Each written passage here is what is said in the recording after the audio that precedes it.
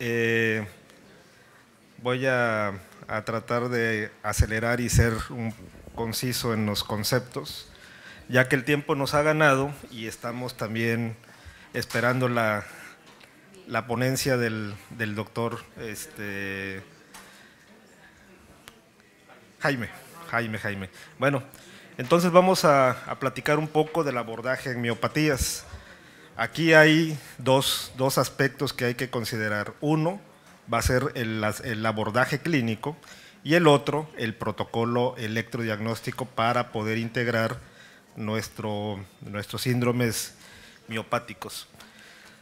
Lo primero, pues, es sospechar que hay miopatía, hacer una historia clínica, los síntomas, la exploración física y los estudios que vamos a corroborar. La, la miopatía, pues el síntoma cardinal es la debilidad, ¿no? Vamos a encontrar elementos de neurona motora inferior como el tono disminuido, el trofismo normal o disminuido, la fuerza, que este es el punto cardinal, disminuido, los reflejos hiporreflécticos y la presencia de otros elementos.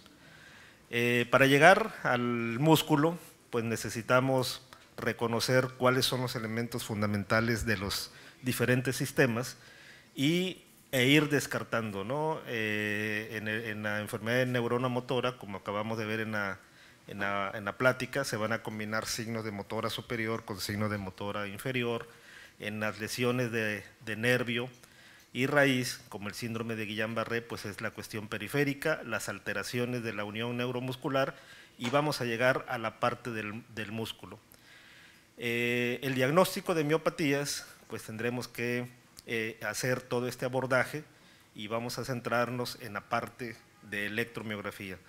Aquí yo agregaría no solamente laboratorio de rutina, sino en la actualidad pues los marcadores genéticos, ¿no? que nos ayudan a establecer el diagnóstico diferencial. En la parte de electrodiagnóstico, pues nuestro elemento principal es la conducción nerviosa y el examen en aguja. Desde el punto de vista clínico, abordar un paciente con miopatía, pues podemos hacerlo de diferentes formas, sospechando que existan elementos genéticos, elementos congénitos o que sean de origen metabólico, ¿no? No me voy a detener mucho en nombrar cada uno de estos, pero ya más o menos aquí tenemos el esquema cuando queremos abordar la miopatía desde un contexto. También podría ser por alteraciones de los canales, las inflamatorias, que son las más frecuentes junto con las tóxicas, y las endocrinológicas, ¿no? Estos tres elementos son los más frecuentes en la cuestión de las miopatías. Ahora, ¿cuáles son los elementos que podemos tener además de la debilidad en las miopatías? Podemos tener alteraciones oculomotoras, ¿no? Esto nos orientaría hacia un grupo más específico de síndromes miopáticos, miopatía con debilidad facial, ¿sí? Miopatías que se acompañan de disartria, disfagia, disfonía. Ya se nos va cerrando un poco más nuestro diagnóstico diferencial, y miopatías con debilidad distal. Ya sabemos que las miopatías en la forma clásica son miopatías con debilidad proximal, pero tenemos estas variantes, o no variantes, sino entidades que son miopáticas, pero que además tienen otros elementos clínicos que la van a diferenciar. Entonces, otros signos clínicos, las miopatías con hipertrofia, en la que vamos a hacer este diagnóstico diferencial, las miopatías en donde el punto básico o el acompañante es el dolor muscular y cansancio, y otros, ¿no? Que tienen incluso lesiones dérmicas, y donde tenemos que centrar nuestro diagnóstico diferencial, pues como comentamos hace un rato, en otras enfermedades de neurona motora, en enfermedades de la unión neuromuscular, neuropatías motoras. Esto es algo relevante, esto es hacerlo a través y hacer una buena conducción nerviosa, pues nos ayuda a establecer otros diagnósticos diferenciales. Y otros de origen central, digo que es más difícil que se nos vaya algo de insuficiencia vascular y pensar que sea un problema periférico, ¿no? Bueno, otros síntomas asociados a miopatías negativos como intolerancia al ejercicio, fatiga, atrofia muscular, debilidad, presencia de otros signos positivos como calambres, contracturas, hipertrofia, mialgia, rigidez, otras mialgias, contracturas. Y otra forma de abordar clínicamente las miopatías pues sería el momento de su presentación.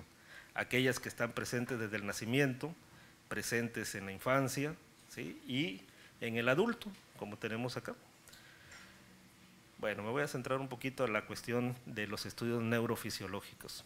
Un elemento básico en el abordaje del paciente con debilidad pues es la conducción nerviosa, justamente para descartar formas neuropáticas proximales que estén dando clínicamente un cuadro semejante a la miopatía. ¿Qué es lo que sucede en la miopatía? En las miopatías, en las lesiones del músculo, lo que va a ocurrir es que hay una disminución de la unidad motora.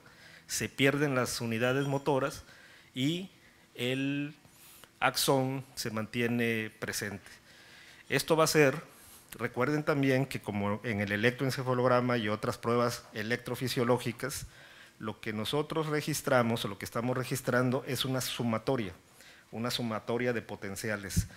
En este caso, cuando tenemos integridad del axón y de la unidad motora, se suman estas cientos de potenciales de acción y lo que vamos a tener es un promedio de esa señal. Por lo tanto, en este caso donde tenemos el axón íntegro y la unidad motora íntegra, vamos a tener potenciales de aspecto como los conocemos, aspectos normales. Ahora, ¿qué pasa cuando se pierden unidades motoras? La sumatoria de estos nos va a dar menos potenciales. Como esto es una cuestión que se tiene que sumar, si tenemos menos, nos va a dar menos amplitud, pero también nos va a dar momentos diferentes de la activación y por lo tanto nuestros potenciales van a tener este aspecto acerrado.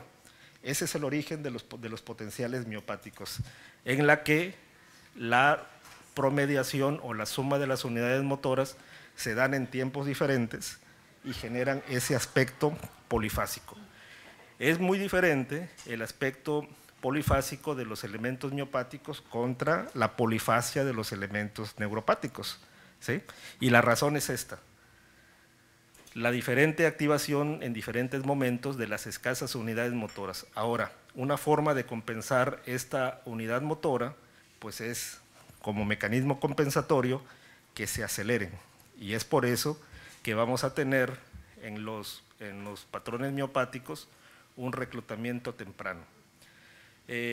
Los elementos básicos pues va a ser la duración, que va a ser corta, la amplitud, que va a ser pequeña, y el reclutamiento. Ahora, dentro del abordaje de la electromiografía, esto que voy a comentar pues es como los objetivos de la electromiografía. Las fases de la electromiografía ya sabemos que es la inserción, que es el reposo, que es la activación o el reclutamiento, y cada una de estas características sumadas vamos a tener los patrones correspondientes. La actividad de inserción debiera de ser una actividad donde se genera un incremento o una activación de un grupo de unidades y luego un silencio. Eso es lo normal, ¿no? Que no tengamos actividad espontánea. Pero la actividad de inserción se puede ver incrementada, es decir, la inserción de la aguja va a generar un incremento en la irritabilidad de la membrana y nos va a generar una serie de elementos. Esto también, recuerden que en neurofisiología manejamos mucho las ventanas, las amplitudes, ¿no? Hace un rato yo les comentaba las diferencias que hay entre un potencial de acción y una unidad motora.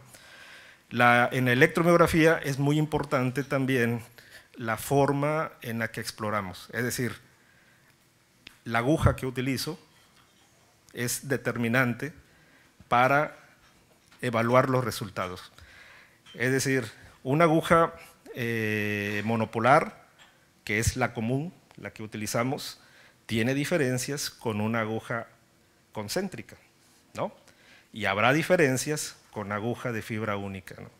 Entonces, es muy importante que sepamos que la forma más común de explorar el músculo, creo que aquí también, cuando menos en México, es la aguja monopolar. Y esto tiene que ver los costos, ¿no? Digo, ya sabemos que las agujas concéntricas tienen un costo más alto y que las podemos seleccionar para ciertos padecimientos, ¿no? Entonces, con una aguja monopolar vamos a obtener que después de hacer la inserción y de tener el grueso de la inserción, debe de haber un momento de silencio. Pero si en ese momento posterior a los 200 o 300 milisegundos se genera alguna actividad, pues esa actividad la vamos a llamar incrementada. Ahora, si el grueso de la inserción es muy cortito, eso quiere decir que hay una inserción disminuida y puede ser porque se perdió músculo o porque hay sustitución grasa, ¿no? Que eso también son elementos que no por su sola presencia vamos a decir que tenemos una miopatía, sino va a ser el conjunto de todos los demás hallazgos. Después de la actividad de inserción tenemos la actividad, el reposo. ¿Qué vamos a encontrar en el reposo? Yo siempre comento que la electromiografía realmente es un arte de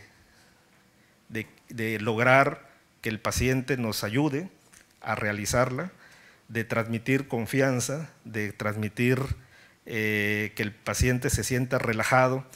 Hay un detalle muy importante hoy en día, ¿no? Hoy en día es la información. El paciente que se le comenta que se le va a hacer una electromiografía, generalmente recurre a fuentes, hasta el Facebook, ¿verdad? ¿No?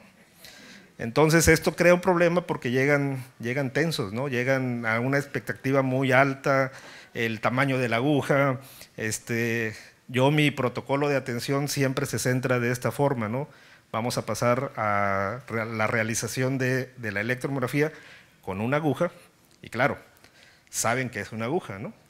Pero es una aguja modificada, es una aguja que no tiene hoyito, le digo yo, ¿no? Que no tiene hoyito, que realmente es un filamento muy delgado. Y ya me pongo ahí a comentar, mire, las agujas que se utilizan para el suero son muy diferentes que para poner la inyección, y esto es un filamento, ¿no? Y les enseño la calificación gauge que tienen las agujas, ¿no? Mire, esta es una aguja que tiene 27, 28 gauge, es muy delgadita, y ya preparo el momento de sacarlo y se las muestro, ¿no? Entonces, eso ayuda mucho a que tengamos al paciente más o menos en un estado de relajación y que podamos proceder con el estudio. Y luego viene la otra parte. Hay que anticiparle que vamos a picar, que vamos a mover la aguja, que es posible que en el mismo sitio demos 2 o 3 inserciones para poder buscar intencionadamente las alteraciones. Ese es el protocolo que yo sigo. En el reposo, pues, ¿qué podemos encontrar? Lo normal es que no encontremos nada, ¿no? Se mueve la aguja, se hace el movimiento de la inserción, pero debe de haber un silencio. Pero si no lo hay, podríamos tener una serie de elementos que son las fibrilaciones, las ondas agudas positivas y las descargas complejas repetitivas. Estos son elementos importantes que nos van a hablar de denervación. Las descargas miotónicas, aunque es un elemento de denervación, va a tener una selectividad de padecimiento. Entonces, encontrar descargas miotónicas nos lleva a una selectividad de la posibilidad etiológica. Y luego vienen otros elementos que tienen que ver con, que ya son más periféricos, que no son propiamente del músculo, que pueden estar combinados, como los potenciales de fasciculación, las mioquimias, los calambres y las descargas neuromiotónicas. Bueno, ¿qué son las fibrilaciones? Pues estos son aquí, ahora sí me voy a la parte microscópica como les mostraba hoy en la mañana, ¿no? Ya vi la inserción, ya vi mi momento, la inserción más o menos utilizamos 100 a 500 milisegundos para medir. En el reposo, nuestra ventana es de 10 segundos por división, quiere decir que son ventanas demasiado microscópicas para acercarnos al punto de la observación. Entonces, aquí se va a magnificar la señal y vamos a ver elementos muy pequeñitos, de 1 a 5 milisegundos, son tiempos extremadamente pequeños, que una apariencia regular de descarga, la frecuencia es variable, podemos tenerlas aisladas y podemos tenerlas muy frecuentes, como trenecitos de ondas positivas. Esto también es algo que va a cambiar, dependiendo de la evolución de la enfermedad. En las lesiones, la presencia de positivas es un hallazgo que puede estar en la lesión axonal y que puede estar en la lesión muscular, ¿sí? Entonces, son elementos comunes. El hecho de tener positivas no nos excluye una u otra, pero ¿cuáles son los otros elementos que vamos a buscar intencionadamente? Entonces, tenemos estos que son los básicos, la expresión máxima de la denervación. Las descargas repetitivas complejas son elementos que nos hablan de una severidad de la denervación. Encontrar descargas complejas repetitivas es que estamos ante una situación severamente denervada. Es muy difícil que encontremos únicamente descargas complejas repetitivas y que no encontremos denervación.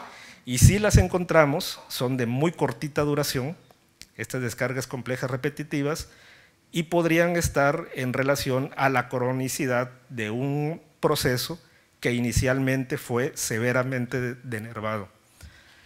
Y las descargas miotónicas, como comento, pues es una situación de mayor selectividad y que puede estar acompañándose no solamente de la denervación, sino de estas últimas que son las descargas miotónicas. Pero esto nos va a orientar hacia un grupo de enfermedades mucho más selectivas. Las fasciculaciones, en las miopatías es raro encontrar las fasciculaciones, estas son más bien elementos neuropáticos del axón o de la neurona del asta anterior, como vimos en la plática anterior. Entonces, la presencia de fasciculaciones como que nos aleja un poquito de decir, este es un proceso primariamente miopático. Lo mismo que las mioquimias. Las mioquimias también son como activaciones, como pequeños calambritos microscópicos que detectamos con la aguja y que también están muy seleccionados en ciertos padecimientos como las radiaciones, algunos plexopatías, la parálisis facial cuando se presenta en el síndrome de Guillain-Barré, en esos casos los presentamos. ¿Qué tenemos con la unidad motora? Ya había comentado, esto también viene el otro contexto que ya es el manejo del equipo. Los equipos actuales nos permiten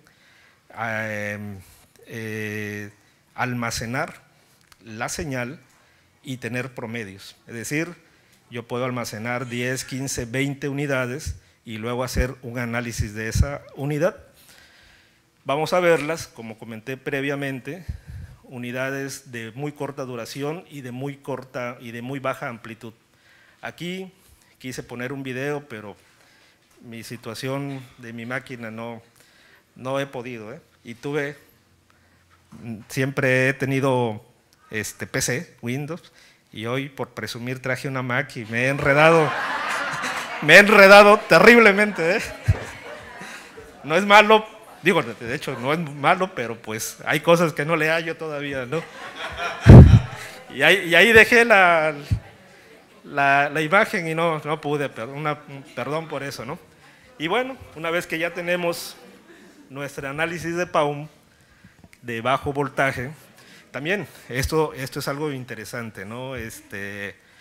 Ubicarnos en la temporalidad. Y ahorita quiero que veamos y que desde el punto de vista electromiográfico podemos sospechar en miopatía aunque no tengamos denervación y aunque no tengamos potenciales francamente miopáticos, ¿no? Esto genera, acabo de tener un paciente con una distrofia escapulohumeral que su conducción nerviosa, pues la distrofia es acá, ¿no? O sea, la conducción pues tiene que salir normal y la electromiografía tiene que salir normal. Es un estudio que se hizo en el sitio donde estoy y su médico tratante llama y dice, es que me están reportando que es normal, ¿no? Me dice, ¿me lo puedes revisar? Yo, sí, vamos a revisarlo. Pero revisarlo es también transmitir calma al contexto, ¿no? Es decir, claro que podemos encontrar conducción normal, claro que podemos encontrar potenciales normales, porque eso me hace más verdadero la atrofia escapulohumeral, ¿no? Pero bueno, este es el contexto en el que vamos a estar. Tenemos que hacer ese diagnóstico diferencial. Tendremos que emplear toda nuestra herramienta clínica para interrogar intencionadamente alteraciones de la unión neuromuscular o sospechar si el paciente tiene o no tiene comorbilidad. Pero el punto importante aquí, en la exploración electromiográfica de las miopatías, que es, ahora sí yo digo, como la prueba de oro, es el reclutamiento. Y el reclutamiento no solamente es verlo en la pantalla, es el explorador con el paciente. Es decir, yo puedo mostrar una pantalla llena, pero tener al paciente en su máximo esfuerzo y decir, ahí está lo miopático, ¿sí? No sé si me explico. El momento clave de la electromiografía en la sospecha de miopatías la hace el explorador. Y yo veo que el paciente con un mínimo esfuerzo está reclutando. Sí, eso no me lo pueden contar, vaya, eso no, yo le puedo preguntar a mi técnico, oye, ¿y sí hizo esfuerzo? No, eso se tiene que sentir, ¿no? Entonces vemos que el paciente con un mínimo esfuerzo recluta, contrario al patrón neuropático donde lo llevamos hasta el máximo y no llena, ¿no? Entonces este es el momento máximo del patrón clásico miopático, que tengamos un reclutamiento temprano. Yo puedo generar un reclutamiento completo aunque el paciente no sea miopático o sea neuropático. Incluso puedo comprimir mi ventana y hacer parecer que esto es miopático, ¿no? Voy a presentar este caso. Este es una mujer de 56 años, 1,51 de estatura, 60 kilos, sin enfermedades crónico-degenerativos, tiene dolor, debilidad en extremidades pélvicas desde noviembre del 19. Aquí ya estábamos en enero del 20 y empieza a tener compromiso en extremidades torácicas. Muestro esta conducción nerviosa y ¿qué vemos aquí? ¿Qué vemos aquí? Vemos que en el nervio mediano hay una prolongación de latencias y que tiene baja amplitud, lo que nos platicamos hace un rato aquí de una entidad que no es miopatía, ¿no? Que es una mononeuropatía. Claro, aquí el paciente no está exento de tener otras cosas, aunque no tenga enfermedades crónico-degenerativas, tenemos unos potenciales con latencias normales, unas amplitudes que están más tendientes a la baja. Esto también, no estoy ante una neuropatía axonal. No sé si me explico. La miopatía, en las miopatías clásicas o inflamatorias como es este caso, el desgaste muscular nos genera una disminución del efector. Entonces yo doy estímulo y mi músculo agotado no va a generar un potencial de acción como considero lo normal, sino voy a obtener potenciales que están más tendientes a los límites inferiores de la normalidad. Claro, en el momento de hacer el estudio y si no tengo este antecedente clínico, podría yo decir, no tiene miopatía, está cansada porque tiene un patrón neuropático, ¿no? Pero bueno, todavía no he terminado, ¿no? No he terminado y su historia no me orienta a que esto pudiera ser una cuestión neuropática. El radial completamente agotado. En extremidades pélvicas tenemos al tibial con un buen voltaje, pero yo no sé si ella en su pasado hubiera tenido amplitudes hasta de 15 o de 20. Ese es un problema también que tenemos en la cuestión de neurofisiología, ¿no? Que tenemos al paciente y no tenemos su historia neurofisiológica, ¿no? Se nos presenta con una enfermedad o con un problema. Entonces, ir a nuestras consideraciones de valores, pues es como aplicar en el contexto la normalidad. Para mí es normal, pero yo no podría decir que en su pasado esto estaba 40% más alto. Cuando yo veo que aquí está bajo y sus síntomas iniciaron en las piernas, yo sí pensaría que sus tibiales en algún momento de su vida estuvieron mucho más altos. Vemos también al peroneo, que está de baja amplitud. Con el peroneo existe una situación muy especial. El peroneo es un nervio que se lesiona fácilmente, con una torcedura de tobillo, con una luxación, el uso de zapatillas, puede generar que el peroneo tenga estas amplitudes hacia abajo. Y el peroneo profundo también nos salió bajo, entonces tenemos aquí una tendencia a bajas amplitudes, pero con conducción que se mantiene regularmente bien, ¿no? Entonces, ¿estaré ante un caso neuropático o miopático? Desde el punto de vista absoluto, esto tendría que ver más con una neuropatía axonal, ¿no? Tendría que ver, pero no. Vemos la parte de las Fs, y las Fs se mantienen. Aquí las Fs de mediano están prolongadas, pero mire, están prolongadas desde su inicio. Y es el único nervio que tiene latencias prolongadas. En las extremidades pélvicas tenemos Fs normales. Hago un túnel del carpo, un rastreo del túnel del carpo, porque veo que el patrón desmielinizante es únicamente en las manos, en un nervio. Entonces eso me hace sospechar de que además de la debilidad que tiene presente un síndrome del túnel del carpo. Y vamos a la parte interesante, toda la conducción sensitiva es normal, excepto el nervio mediano, donde vemos disminución de la conducción y prolongación de las latencias. Entonces tengo un patrón de baja de amplitudes y tengo un túnel del carpo bilateral, ¿sí?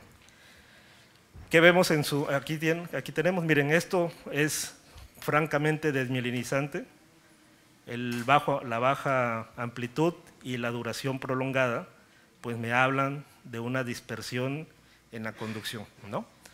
Entonces, pero solamente está en un nervio. Y aquí tenemos el patrón miopático. Comentaba yo que estas ondas que tenemos aquí son las ondas positivas. Aquí tenemos descargas complejas repetitivas. Las descargas complejas repetitivas tienen esta apariencia de ser mixtas en su descarga, en su velocidad de descarga, y mixtas en el tamaño. Aparecen y desaparecen de una forma súbita. Pueden haber ciclos de 10, de 15 segundos de la descarga hasta venir el silencio, o pueden ser cortitas. Esto también pues tiene que ver con la reserva muscular. Este es el reposo, ¿sí? Y vamos a analizar la unidad motora. Aquí el reposo por excelencia la revisamos a 100 microvoltios. Y la unidad motora generalmente nos vamos a 500 o hasta 1 milivoltio para revisarlo. En el caso de esta miopatía no me alcanzaba, porque si yo subía esta ventana a 500 a 1000, no iba yo a poder apreciar estos elementos. ¿Qué veo acá? Veo un incremento en los potenciales de bajo voltaje, de corta duración y del aspecto polifásico, ¿sí? Entonces, este es un patrón miopático. No lo veo lleno, pero porque mi velocidad, mi ventana es demasiado cortita, ¿no? Pero bueno, la forma es como comenté, el explorador es quien tiene el control en la contracción y donde vamos a ver qué tanto esfuerzo hizo el paciente, ¿no? Bueno, estos son los hallazgos, ¿no? Estos son los músculos que se examinaron. En todos los puntos hubo incremento en inserción, hubo positivas y fibrilaciones en todos los puntos, la duración acortada, miren los tamaños de los potenciales, pequeñitos, muy pequeñitos, cuando aquí regularmente tendríamos que tener más de 2000, por ejemplo, ¿no? Potenciales pequeños, esfuerzo submáximo, aquí el esfuerzo es submáximo porque ese es el punto cardinal, la debilidad, y patrones regularmente llenos, ¿sí? Bueno, entonces, una vez que ya tenemos nuestro aspecto clínico de abordaje y nuestra suma de la parte electrofisiológica, entonces vamos a ver a qué corresponde este síndrome o este cuadro de miopatía. La electromiografía nos sirve para categorizar dónde están los patrones miopáticos, si están proximales, si están distales, si son generalizados, simétrico o asimétrico. La presencia de ciertos elementos nos va a llevar a descartar una serie de padecimientos. Lo común es esto, esto es lo común. Y vean el diagnóstico diferencial que podríamos hacer. Claro, esto no se trata de llevarlos todos a la biopsia o llevarlos todos a la genética, ¿no? Sino va a depender del contexto, la evolución y el momento del diagnóstico. Y una vez que ya hemos tenido un patrón miopático y hemos establecido su etiología, entonces la electromiografía, el control electromiográfico nos va a ayudar a evaluar la enfermedad. Si son las inflamatorias que responden a inmunoglobulinas o a esteroides, pues vamos a ver si hay respuesta a la terapia y también podría orientar hacia el sitio de la biopsia. Esto es lo que se recomienda para un paciente con una sospecha de miopatía. Los nervios, yo les voy a decir, de mi práctica, tengo un tanto de obsesión que yo no evalúo un nervio, ¿sí? Ni uno distal ni uno, sino evalúo mi protocolo completo, las 4 extremidades, y lo mismo aplico para la electromiografía. No solamente eso, sino también la parte paraespinal. Aunque aquí nos recomiendan, si no encontramos denervación distal, vayamos a la parte proximal y hagamos lo paravertebral. Yo, aún cuando encuentre aquí, me voy a la parte paraespinal, ¿sí? Entonces, creo que tenemos más contundencia a hacerlo de esa forma, ¿no?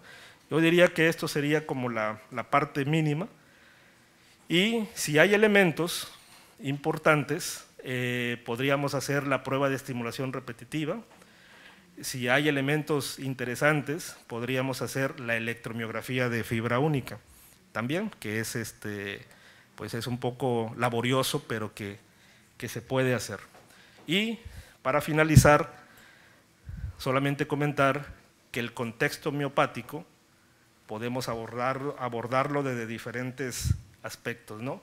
Este es el clásico, este es el más común, donde tenemos potenciales de unidad motora miopáticos y la presencia de denervación. El segundo grupo sería aquellos que sí tienen elementos miopáticos, pero que no tienen fibrilación, no están denervados.